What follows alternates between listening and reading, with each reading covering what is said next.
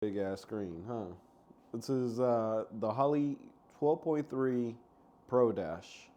So in this video, I want to pretty much go over my experience with it, and maybe after this video, you might want to buy one for your build, or you might even just not even want to buy one after all.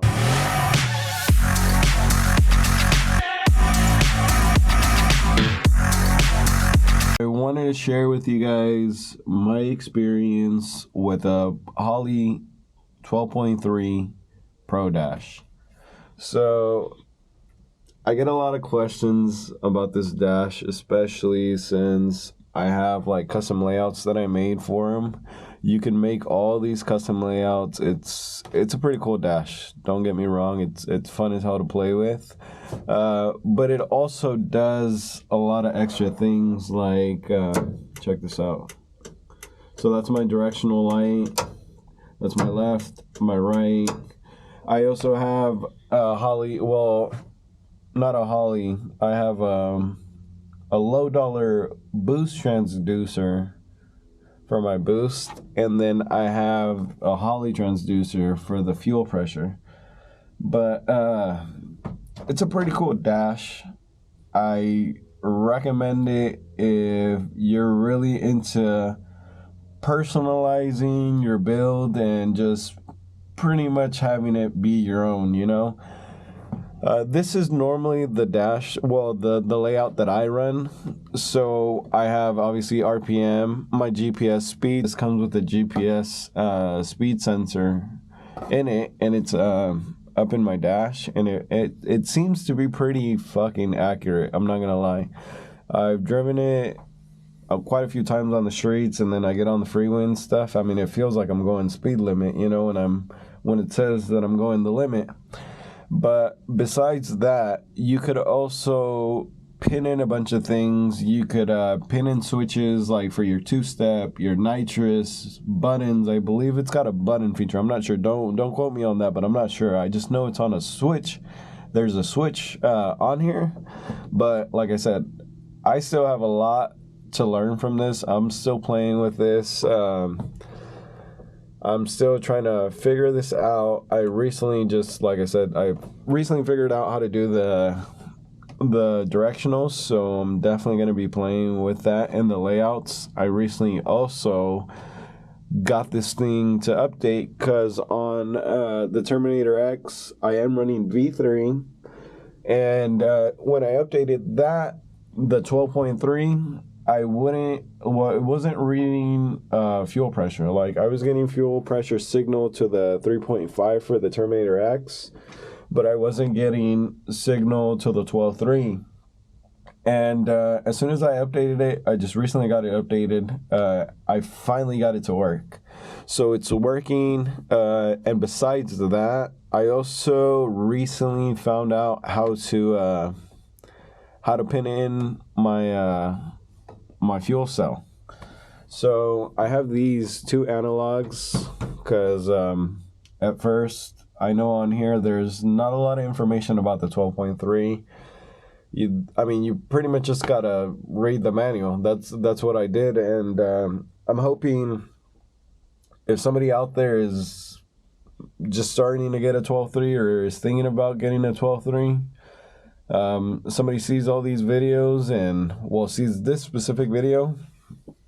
I wouldn't say all these videos, but and it helps them out, you know, just to kind of give them a quick breakdown of what it is and if it's even worth the $2,000. Well, I paid about $2,400 for it, you know.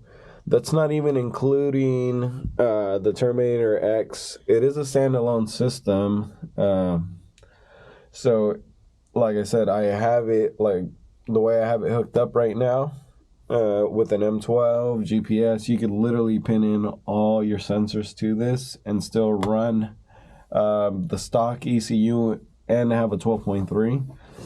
But don't quote me on that. I'm not too sure, you know. That's what I would think because, I mean, from what I've done and what I've learned from it. But let me show you guys some cool things about it. So if you go to your menu, you can go out to your configurations, You go to your dash configurations, and right here you'll find all your local inputs, like the things you want to pin in. For example, in my input number 1, I have a custom 5V, and it's I labeled it as a note. It's pinned into pin number 18 and the back of the 12.3. And that's just pretty much my boost transducer, just so I know how much boost I'm pushing. So if you go into here, and if you were to, like, let's say run a Holley transducer, they have them right here. So you even have the part number and everything. You just select it, ready to go, and you're good. You don't even have to calibrate it, nothing. But if you're gonna run a low dollar, like a low dollar motorsport transducer, then you're gonna have to run it as a custom 5V, and then you're gonna have to calibrate it. So you're gonna go into your calibration sheet. With the transducer, you're gonna get a sheet, and it's gonna have pretty much the voltage to value depending on the transducer you got. So the amount of whatever voltage you get. So let's say the transducer is receiving 1.5 volts or whatever. So that's how I'm going to know. Well, the Holley 12.3 is going to know it's pushing out 10 pounds of boost, you know? So that's pretty much what you could do on the 12.3. You could pretty much adjust your calibration and set all your inputs in here. Let me go back. You can see as well right here, the input number 7, custom OMs, is my fuel cell. So this one's for my fuel cell. And down here on input 8 and input 9, I have my left directional and my right directional. So let me see if you guys could see that maybe a little better. Sorry about the quality, but as you can see,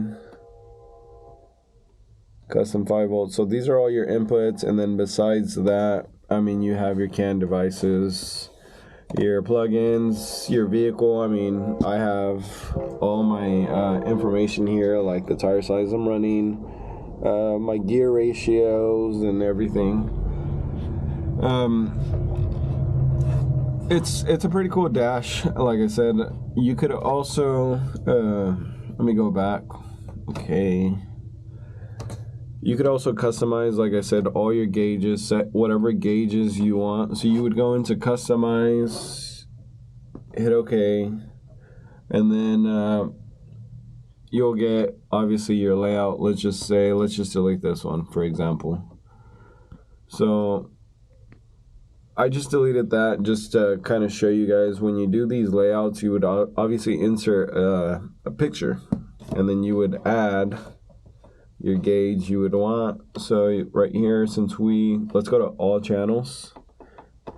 All of these are, look, let me just show you real quick all these extra inputs. So this is pretty much everything you could monitor on the 12.3, which is pretty cool. I mean, you could do a lot of things with this.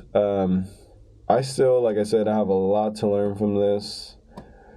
I'm honestly just barely starting to play with this a lot. So I still have a lot to play with this, and I mean, so far I love it. I think it was worth it.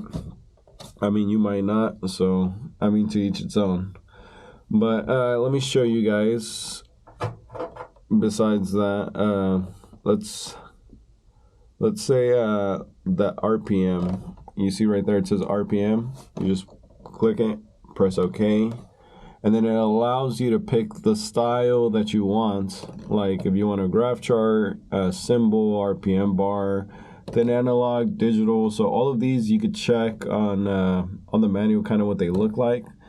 But I normally go with the analog. We could even move it to wherever you would like, you know, just drop it wherever you like. So I'm gonna center it right here, and then you would hit customize. You could see it moving. You could set your range, your RPM range. You could set your warnings, like you can enable the warning light. So you would have, that's pretty much this green and red light. You could also change the colors of the letters, your background color. I mean, let's do black for that. They're gonna disappear. And then for the transparency, let's drop it all the way down. There we go. Sorry, it wasn't picking up for a second. And then we could get rid, you see how it looks like you can see it's transparent, but we could also still get rid of the ring. If you go where it says border, you click disabled, and now you got rid of the ring. And then, sorry, probably not the best fucking video with all this fucking glare. I'm trying to stand in the way so that the glare is not in the video. But let me see. What else was I going to show you? Oh, yeah, you guys could also fix the sweep on this, like the gauge sweep. Like, you could literally set it to whatever gauge sweep you want. But I normally like 270. You know, it's, I think 270 looks pretty nice, but you could start it, you could end it wherever you like. Click OK. And you could also change the size, obviously. So it says size right there. Mine's at 400, which is, I think it's a little small. Let's change it to, I think it was 420. Click OK. Now we could move this and center it where we like. And we've set a new gauge in for our display, well, for our layout, you know. Let's save this, and that's pretty much how you could set your own gauges, and you would obviously do that with all of these. You could watch, let me show you guys. You could also, add gauge, like you could set your own inputs if you want. Let's go to local inputs, and I'm going to show you guys the left turn signal. That's why I labeled it left so it'd be easier. Press OK.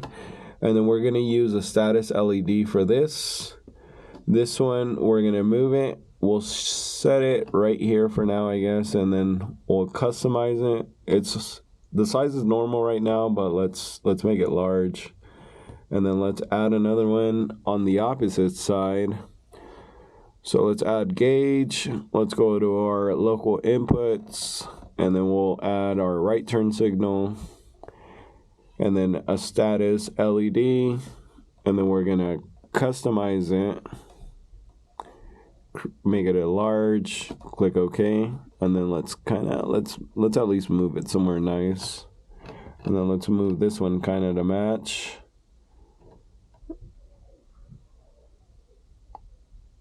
Alright, and then after that, you can legit just click save right there. Let's save it. It's all saved. But you see that? How it says left turn signal? I don't like that.